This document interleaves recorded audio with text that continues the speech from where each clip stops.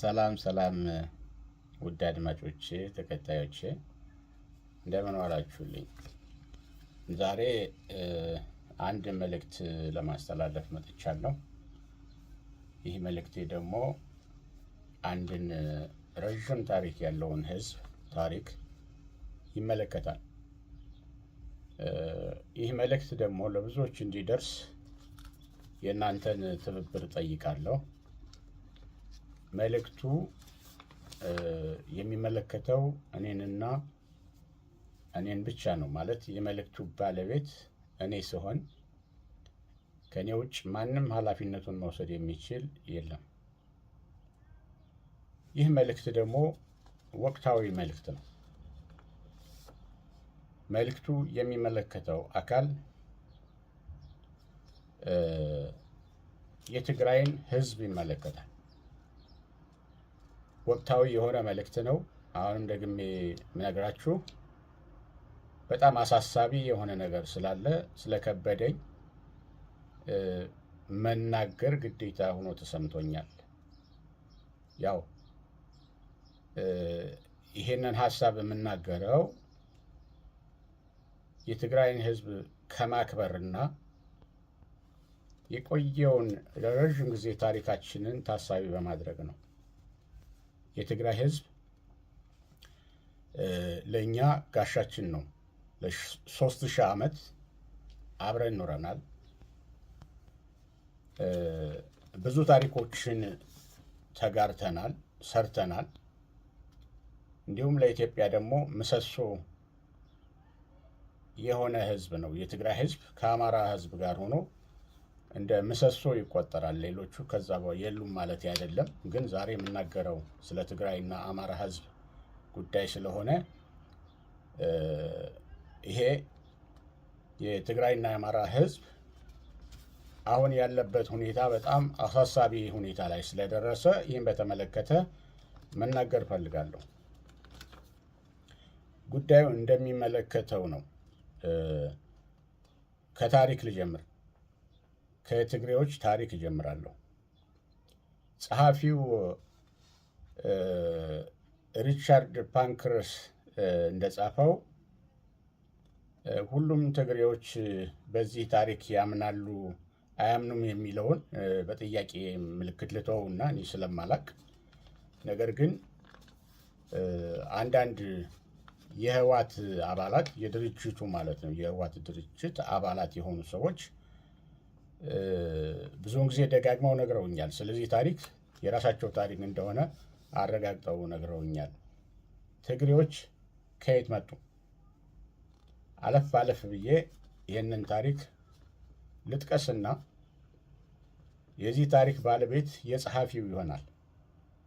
ከዛ ደግሞ የትግራይ ሕዝብ አምኖበታል አላመነበትም የሚለውን ራሱ ነው የሚወስነው።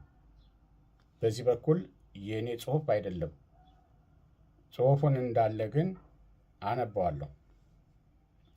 የታሪክ ጸሐፊው ሪቻርድ ፓንክረስ እንደጻፈው ዓለም በውሃ ከጠፋች ከ100 ዓመት በኋላ ሰው በምድር ላይ የበዛ መጣ።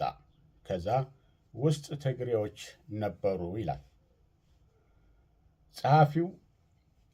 ቲግሮስ ትግሬ ይባሉ ነበር። ትግሮስ ወይም ትግሬ ይባሉ ነበር።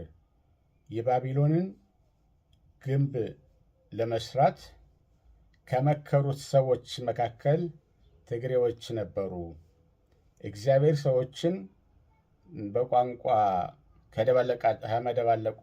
ከደበለቃቸው በኋላ ጉዟቸውን ወደ አፍሪካ አደረጉ ይላል።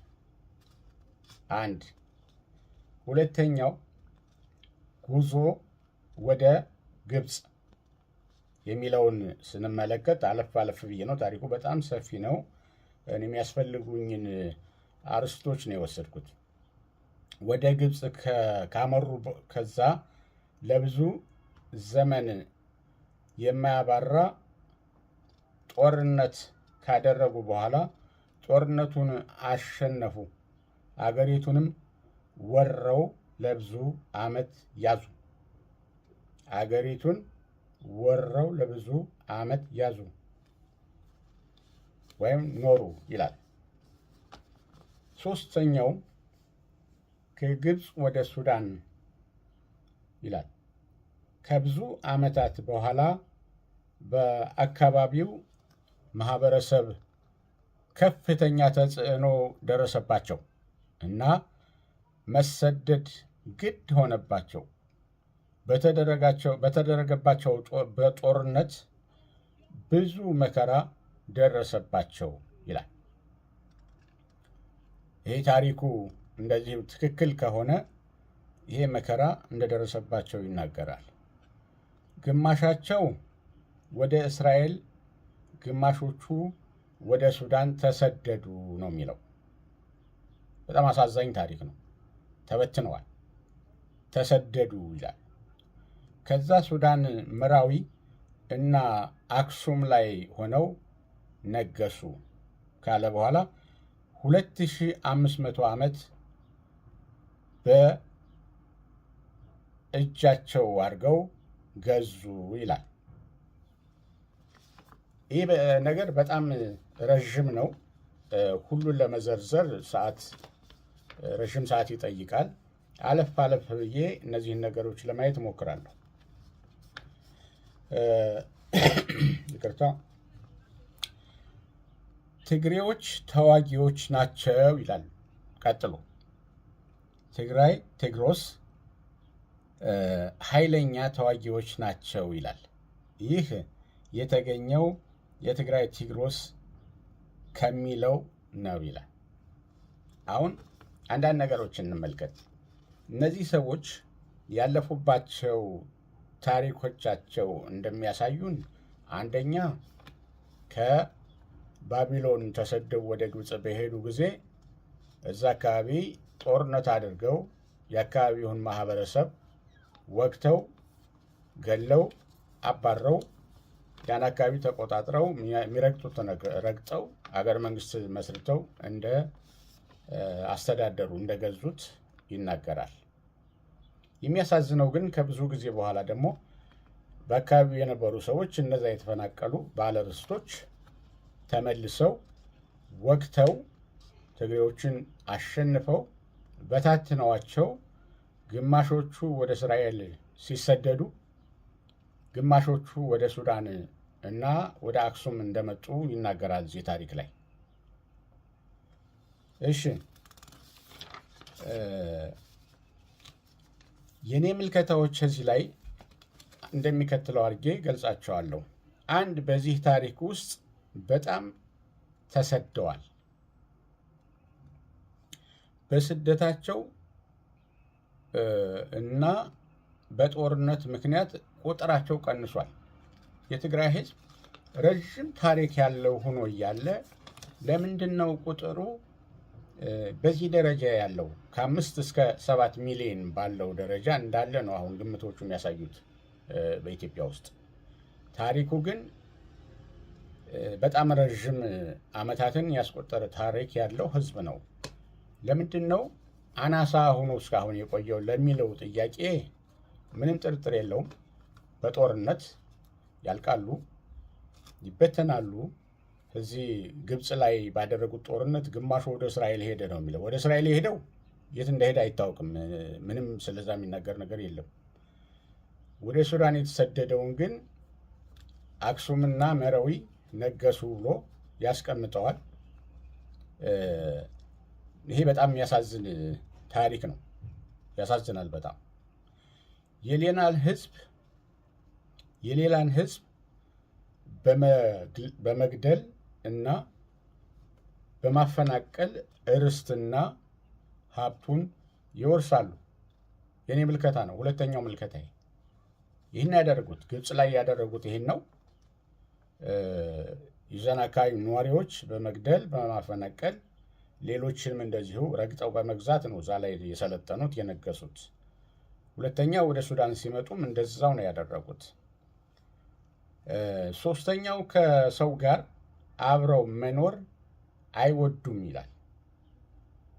ሰው ጋር አብረው መኖር አይወዱም። ቢወዱ ኑሮ ተቀላቅለው ግብፃውያንን ሳያባሩ እዛ አካባቢ ከነበሩ ሰዎች ጋር አብረው ተቀላቅለው በሰላም መኖር ይችሉ ነበር። ግን ልክ አንድ ችግር ወደ አንድ ቦታ ሲሄዱ አብረው ነው የሚሄዱት። ተነጥለው መጡ፣ ከባቢሎን ተነጥለው መጡ እንደ አንድ ማህበረሰብ። ከመካከላቸው ሌላ አልጨመሩም። ወደ ግብፅ መጥተው ደግሞ ሌላው እነሱ ጋር እንዳይቀላቀል ነው ያደረጉት። በኋላ በጦርነት ሲሸነፉ ደግሞ ግማሾቻቸው ወደ እስራኤል ሲሰደዱ፣ ግማሾቻቸው ወደ ሱዳን መጡ። አክሱም ድረስ እስከ ዛሬ ድረስ መቀላቀልን የማይፈልገው ኃይል ብዙ ነው በመካከላቸው። ከዛ ውስጥ ደግሞ ህወሓት እንደ ድርጅት እኔ የትግራይን ህዝብ አከብራለሁ። በጣም ነው የማከብረው፣ በጣም ነው የምወደው። ለእኛ ለብዙ ዓመታት ጋሻችን ሆኖ ወንድማችን ሆኖ የኖረ ህዝብ ነው። አሁን ህወሓት ነች በዚህ በአጭር ጊዜ ውስጥ መጣ ነገሮች ሁሉ ያበላሸችው። ስለዚህ አብረው መኖር የማይችሉበት ሁኔታ እንዳለ ተመልክቻለሁ። ጦርነት አልባ መኖር አይችሉም። ታሪካቸው ውስጥ ያለው ጦርነት በጣም ብዙ ነው፣ በጣም ብዙ ነው። በእኔ እድሜ እንኳን ከደርግ ጋር ተዋግተዋል፣ ያው ከኢትዮጵያ ሰራዊት ጋር ማለት ነው። ከዛ ቆይተው ደግሞ ከኤርትራ ጋር ተዋግተዋል። ከዛ ቀጥለው ደግሞ ከኢትዮጵያ ሰሜን እዝ የኢትዮጵያ መከላከያ ሰራዊት ሰሜን እዝ ጋር ተዋግተዋል። ከዛ ቀጥለው ከአማራ ጋር ተዋግተዋል። አሁን ደግሞ መልሰው ከአማራ ጋር ውጊያ ጀምረዋል። ወረራ እየመጡ ነው ያሉት አሁንም እና ያለ ጦርነት መኖር የማይችሉ ሰዎች መሆናቸውና የድሮ ታሪካቸውንም አሁን ተግባራዊ እያደረጉት እንደሆነ እያየን ያለ ነው ማለት ነው። የኔ እይታ ምልከታ ይሄ ነው። በመጨረሻ በጦርነት ተሸናፊዎች ናቸው። ግብፅ ላይ ተሸንፈዋል። መጀመሪያ አሸነፉ፣ ብዙ ዓመት ቆዩ፣ ነግሰው ስልጣን ይዘው ኖሩ። ከብዙ ጊዜ በኋላ ደግሞ የርስት ባለቤቶች መጠው ወግተው ተደራጅተው መጠው ወጥተው አሸነፏቸው። አንድ እንኳን አልቀረም። ተሰደዱ። ሁሉም ነው የተሰደዱት። ነቅለው ነው የተሰደዱት በሙሉ ማለት ነው። ተሰደዱ። ወደ ግብፅ ግማሹ ሄደ፣ ወደ ሱዳንና አክሱም ደግሞ ግማሹ መጣ ይለናል። ይሄ አስከፊ የሆነ የጦርነት ታሪካቸውን የሚገልጽበት ክፍል ነው። የዛሬው መልእክቴ ለትግራይ ህዝብ ነው። ከዚህ ቀጥሎ ያለው ማስተላለፈው መልእክት ነው ለትግራይ ህዝብ፣ ለተከበርከው የትግራይ ህዝብ፣ ለህወሓት አመራሮች አይደለም። የህወሓት አመራሮች አይሰሙም። ብዙ ወንጀል ፈጽመዋል። በህግ በፍርድ እንዳይጠየቁ በስልጣን ተደብቀው ነው መኖር የሚፈልጉት። የፈለገ ህዝብ ቢያልቅ ጉዳያቸው አይደለም። የትግራይ ህዝብ ሆይ ልጆችህን ባለፈው ገብረሃል። ልጆችህ ደግሞ ያለቁት አማራ ክልል መጠው ነው ያለቁት። አማራ ምንም ሳያደርጋቸው ዘመቱበት። ዘምተው ወጣቱን፣ አዛውንቱን ማንም ሳይቀር ሁሉንም በውዴታም በግዴታም አምጠው ጋሸና ዙሪያ ነው አልቀው የቀሩት። በጣም የሚያሳዝን ታሪክ ነው። በዚህ በእኛ ዘመናችን ያየነው ታሪክ የሚያስጠላውና የከፋው ታሪክ ይሄ ታሪክ ነው። ይህንን ግፍ ከፈጸሙ በኋላ ከአማራ ህዝብ ጋር የአማራን ህዝብ ንብረትና ሀብት አውድመው እናቶችን እህቶችን ደፍረው ተፈጽሞ የማይታወቅ ታሪክ አጸያፊ ታሪክ ፈጽመው ትምህርት ቤቶችን አውድመው ሆስፒታሎችን አውድመው ዘርፈው የቻሉትን ሁሉ ይዘው ከሄዱ በኋላ አሁን ደግሞ አመት ሳይሞላ እንደገና ተመልሰው 2 ዓመት ይቅርታ እንደገና ደግሞ መልሰው እየወረሩ ነው ያሉት። ይህን ለመፈጸም ከብልጽግና ከአብይ አህመድ ጋር ነው የስማሙት። አብይ አህመድ ደግሞ ኢትዮጵያ ጸንታ የኖረችበትን ስርና መሰረት የሆነውን ህዝብ አማራና ትግሬን የዘላለም ጠብ ውስጥ እንዲገባ የሚፈልግ ህልሙ ነው፣ ትልቁ ህልሙ። ምክንያቱም የሰሜን ፖለቲካን ጨርሶ ማጥፋት ስለሚፈልግ ይህን ዓላማ ይዞ እየተንቀሳቀሰ ነው። ጌታቸው ረዳ ይህን ዓላማ ለማስፈጸም ተዘጋጅተው በአብይ እርዳታ አማራ ህዝብ ጋር የዘላለም ጥል ጦርነት ውስጥ ለብዙ ዓመታት የሚቀጥል ጦርነት ውስጥ አማራ ህዝብ ጋር እያስገባችሁ እንደሆነ ወቁ። እንደ ህዝብ መኖር የምትችሉት ወንድማችሁ ከሆነው ከአማራ ህዝብ ጋር ነው። ባለስልጣናቶቹ ያልፋሉ፣ ህዝብ ግን ይኖራል።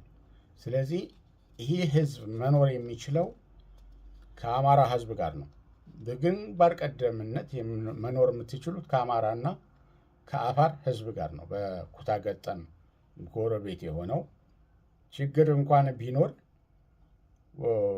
ተፈጥሯዊ ድርቅ ቢኖር፣ አንዳንድ ችግሮች ቢኖሩ ወደዚህ ህዝብ ነው መሄድ የምትችሉት። ማንም እዚህ በፊት ከልክሏችሁ አያውቅም። አንተ ወደ እኔ አትመጣም ያለህ አማራ የለም በታሪክ። አሁን ችግሩ የመጣው ወያኔ ከመጣች በኋላ ነው። 3000 ዓመት ስትኖር ይህ አይነት ታሪክ ይህ አይነት ችግር ገጥሞ አያውቅም። አገርህ ነው የአማራ አገር፣ ጎንደር፣ ጎጃም አገርህ ነው እንጂ አንተ ይህ አካባቢ ሌላ ሀገር አይደለም፣ የአንተ ሀገር ነው። አሁን ግን በጣም ትልቅ አስቸጋሪ ሁኔታ እየተፈጠረ ነው ያለው። ስለዚህ የትግራይን ህዝብ ማሳስበው ምንድን ነው? የትግራይ ህዝብ ሆይ ወንድምህ ከሆነው የአማራ ህዝብ ጋር የዘላለም ጠብ ውስጥ እንዳትገባ አደራ። ደግሜ ነው ምለው፣ አደራ፣ የዘላለም ጠብ ውስጥ እንዳትገባ። እኔ አከብረሃለሁ፣ ወድሃለሁ። ከጥላቻ ተነስቼ አይደለም ይሄን የምናገረው። ምዕራብ ትግራይ የምትሉትን፣ ደቡብ ትግራይ የምትሉትን፣ ራያ ወልቃይት ጠገዴ፣ ይሄ ህወሓት መጣ ከጎንደር ዘርፋ የወሰደችው አካባቢ ነው። አማራ በርስቱ አይደራደርም፣ እስከ መጨረሻው ይታገላል። አሁን ደግሞ ተነስቷል፣ እንደ ህዝብ ተነስቷል የአማራ ህዝብ። ስለዚህ እንደ ህዝብ መጣችሁ፣ እንደ ህዝብ ከተነሳው አማራ ህዝብ ጋር ተላትማችሁ የዘላለም ጠብ ውስጥ እንዳትገቡ አደራ ማለት እወዳለሁ። የአብይ አህመድን እቅድ ማስፈጸሚያ እንዳትሆኑ። አብይ አህመድ እናንተን ወዷችሁ አይደለም፣ ነገር ግን የታጠቀ ኃይል ስላላችሁ ይህን ኃይል ተጠቅሞ አማራን ማጥቃት ይፈልጋል። ልክ አማራን እና ትግራይን ካጋጨ በኋላ ጠብ በሁለቱ ህዝብ መካከል ሲኖር ይለያያል። ያኔ እሱ ደግሞ ኦሮሚያ የምትባለውን ሀገር መስርቶ አዲስ አበባን ይዞ ይሄዳል፣ ይገነጠላል፣ የራሱን ሀገር ይመሰርታል ማለት ነው። እሱ ሀሳቡ እንደዛ ነው፣ ኢትዮጵያን ማፍረስ ስለሆነ ማለት ነው። እኛ ደግሞ ኢትዮጵያን ለ3000 ዓመት የገነባናት ያሳደግናት ታሪክ የሰራንላት ባለ ታሪኮች ስለሆን ይህንን ታሪክ ጥላሸት መቀባት የለብንም። አደራችሁም ወደ ልባችሁ ተመለሱ። ህወሓትን አስገድዳችሁም ቢሆን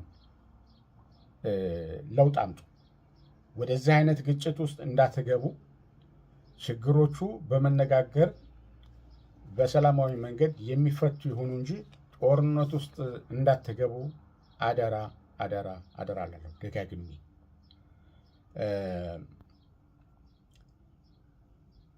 በታላቅ አክብሮት ነው የማሳስበው።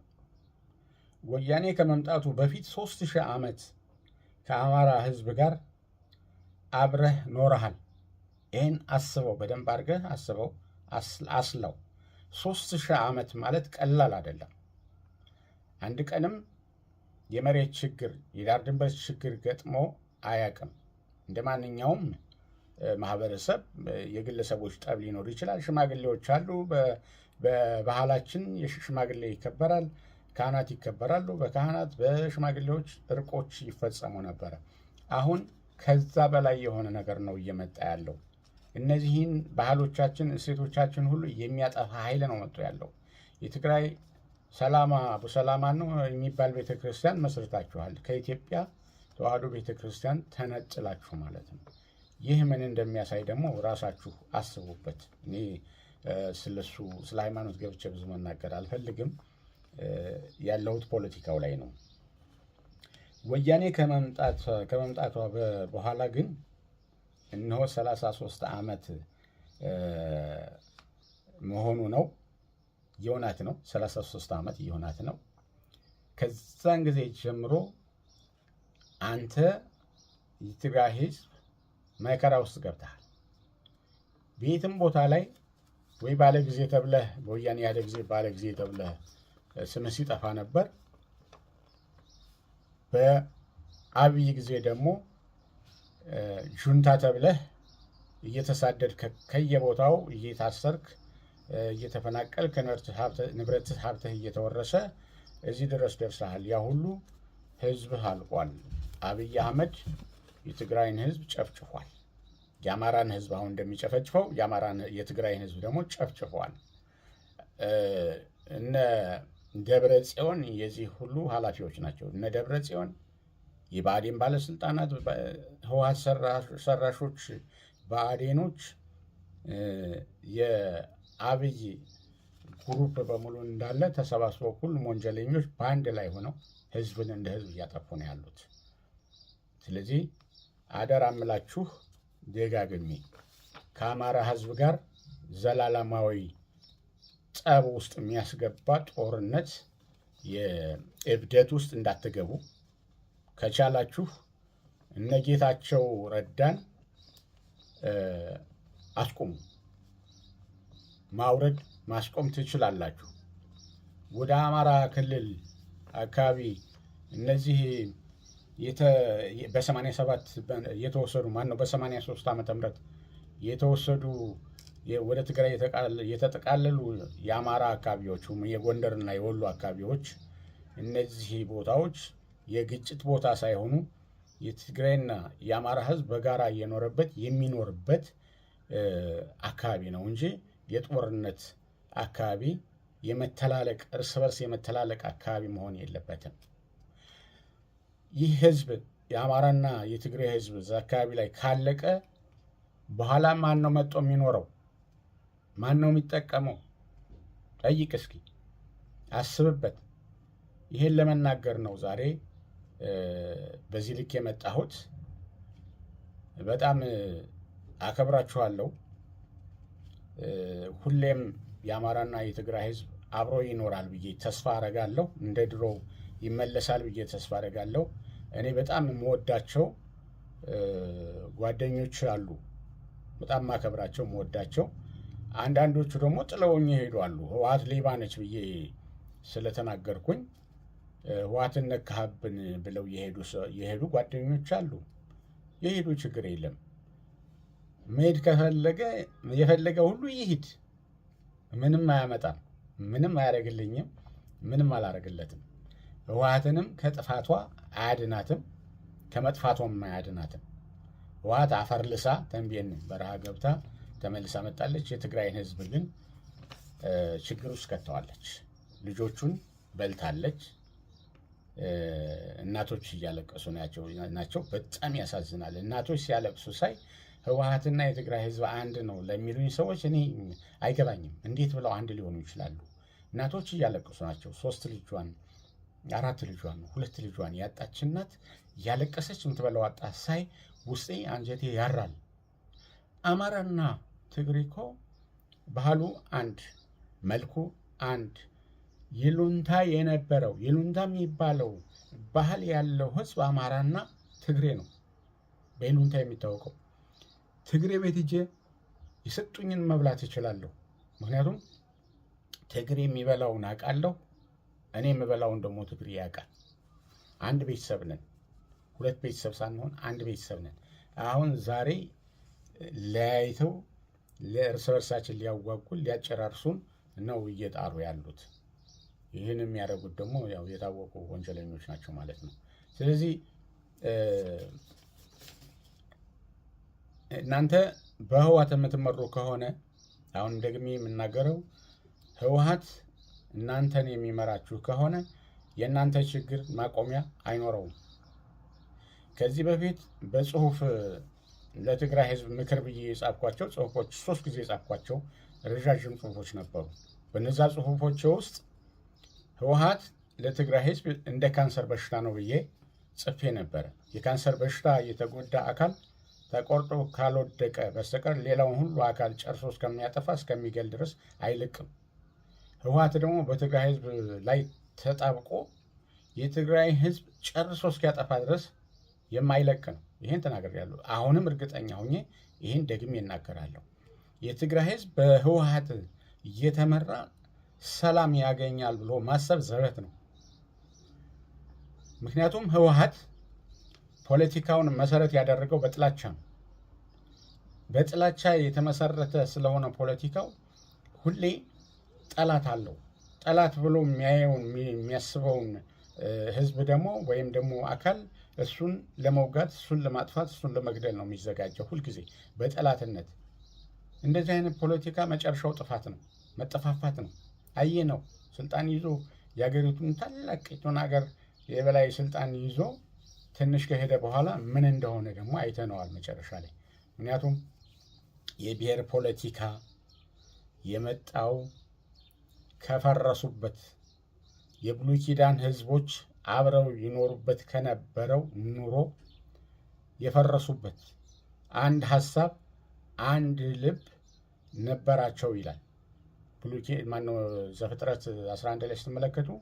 አሁን በዚህ ሪቻርድ ፓንክረስ በጻፈው ጽሁፉ ከመጽሐፍ ቅዱስ ላይም የተወሰደ ይመስለኛል በቀጥታ ምንድን ነው እዛን ጊዜ የነበሩ ህዝቦች አንድ ልብ አንድ ሀሳብ ነው የነበራቸው። እግዚአብሔር ነው እንደዛ ያለው። ስለዚህ የፈለጉትን ከመስራት የሚያግዳቸው ኃይል የለም ብሎ እንውረድና ቋንቋቸውን እንደበላልቀው አለ ይላል። አሁን እዛ ላይ ተበትነው ይህ ሁሉ መከራ ስደት የደረሰባቸው ህዝቦች ከዛ ማህበረሰብ የወጣ ግሩፕ ህወሓት የሚባል ግሩፕ ያን የሚበትን የብሔርና የቋንቋ ፖለቲካ ኢትዮጵያ ውስጥ ላይ በህገ መንግስት ተበጅቶለት ህገ መንግስት ተሰርቶለት የብሔር ፖለቲካ የቋንቋ ፖለቲካ ክልል ንጹህ ብሔር በሌለበት ሀገር የብሔር ክልል ተደርጎ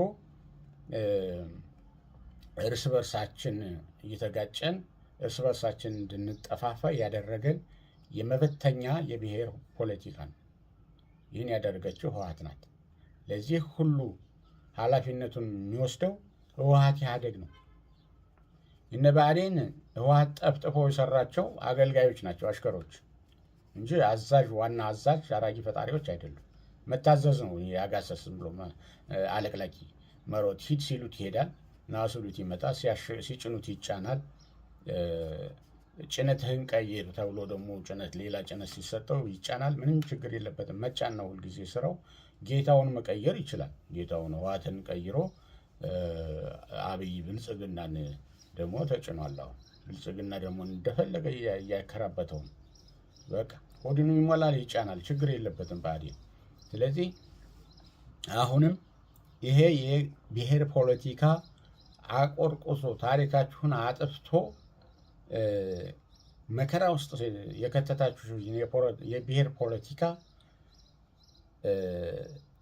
ታግላችሁ ማስወገድ ነው። ከኢትዮጵያ መሬት ማስወገድ። እንደ ድሮ ኢትዮጵያውያን ተሰባስበው እንደ ድሯቸው በሰላም በአንድነት እንዲኖሩ የፈለጉትን ሌላ በሰላም የሚያኖራቸውን ሲስተም እስኪፈጥሩ ድረስ አሁን ያለውን አሰራር መቃወም፣ መታገል፣ ከሚቃወሙ ከሚታገሉ ኃይሎች ጋር አብሮ መቆም። ለምሳሌ ፋኖ ለሁሉም እጁን ዘርግቷል፣ ለሁሉም ኢትዮጵያውያን እጁን ዘርግቷል። ይህን የብልጽግና አውዳሚ ስርዓት በጋራ ታግለን እናስወግደው ይላል። እንግዲህ ይህን ሰምቶ የማይቀበል ያው በመከራ ውስጥ ለመቀጠል የፈለገ ነው። ወደ ሰላም ለመምጣት የፈለገ ከወንድሞቹ ጋር በሰላም ለመኖር መኖሪያችን የሆነችውን ኢትዮጵያን ደግሞ ከዳር እስከ ዳር ደህንነቷ የተጠበቀች በሰላም ወጠን መንገባባት ሀገር እንድትፈጠር የሚያስብ ትውልድ ከፋኖ ጋር ሆኖ ከፋኖ ጎን ሆኖ አብሮ ይታገላል። ይህን አውዳሚ ጨፍጫፊ ነፍሰ ገዳይ ብልጽግና የሚባል የሌባ የማፊያ ስብስብ ለማስወገድ ሁላችንም እንተባበር ጥሬ ነው። አመሰግናለሁ። ይህንን ቪዲዮ ሸር በማድረግ ለብዙዎች እንዲደርስ ተባበሩኝ። ምክንያቱም ወቅታዊ ነው፣ በጣም አስፈላጊ ነው። አሁን የትግራይ ህዝብ አማራ ጋር ግጭት ውስጥ ከገባ አብይ አህመድ ከበሮ ይዞ እየደለቀ ነው የሚደንሰው። ይደንሳል፣ እርግጠኛ ነኝ። በጣም ነው የሚደንሰው፣ በጣም ነው የሚደሰቱት። ሀሳባቸው፣ አላማቸው፣ እቅዳቸው ተሳካ ማለት ነው። ያ ተሳካ ማለት አማራና ትግሬ ይጠፋል ማለት ነው። እርስ በርሱ ተጋጭቶ እርስ በርሱ ተዋግቶ እርስ በርሱ ሲጠፋፋ እነሱ መጣው ሁሉን ነገር የራሳቸው ያደርጋሉ። ያ ነው እቅዳቸው። አሁን እንደውም አዲስ ካርታ ወጥቷል። እስከ ራያ ድረስ የሚደርስ ካርታ የአማራና ሸዋን በሙሉ ወስደውታል። በጣም ብዙ ቦታዎችን ወስደው አፋርን በከፊል ወስደውታል። እዛ ካርታው ላይ የሚያሳየው አዲስ አበባ ሙሉ በሙሉ ያው ወስደዋታል። ይህን አዲስ እንትን ካርታ ወጥተዋል ማለት ነው። ስለዚህ ይህን እያየ በእንደዚህ አይነት ጠባብ ችግር ውስጥ ተወጥሮ ወደዛ ወደ መጥፊያው ወደ መጠፋፋት የሚሄድ እኔ ትክክለኛ አስተሳሰብ አይደለም ብዬ አስረግጬ ነው የምናገረው። በቃ ጨርሻለሁ። እንግዲህ በሚቀጥለውም ተጨማሪ ሀሳቦች ካሉ ይዤ እመለሳለሁ። በዚህ ጉዳይ ህዝባችንን እናድን ነው የምለው። ህዝባችን እናድን። የትግራይን ህዝብና የአማራን ህዝብ እናድን። ወያኔንና ብልጽግናን ብአዴንን ማዳን የለብንም። እነሱ የአማራና የትግራይ ህዝብ ግጭት ውስጥ ከገባ ወንጀለኞች ጄኖሳይደሮቹ እነ ደመቀ መኮንን፣ እነ አብይ አህመድ፣ እነ ብርሃኑ ጁላ፣ እነ ደብረ ጽዮን፣ እነ ጌታቸው ረዳ እነዚህ ሁሉ ይህን ወንጀል ፈጽመው በስልጣን ውስጥ ተደብቀው እድሜያቸውን ያስረዝማሉ ማለት ነው። ስለዚህ ትግላችን እነሱን ማስወገድ ላይ ይሁን፣ ትኩረታችን እዛ ላይ ይሁን። አብረን ለመስራት እንዘጋጅ። ከፋኖ ጎን እንቁም። የዛሬው መልእክቴ ነው። አመሰግናለሁ። ድል ለፋኖ፣ ድል ለኢትዮጵያ ህዝብ፣ ሰላም ለሀገራችን። ታዴ ቲዩብን ላይክ፣ ሰብስክራይብ አድርጉ፣ ለብዙዎች እንድትደርስ አድርጉ። አመሰግናለሁ። ደህና ዋሉ።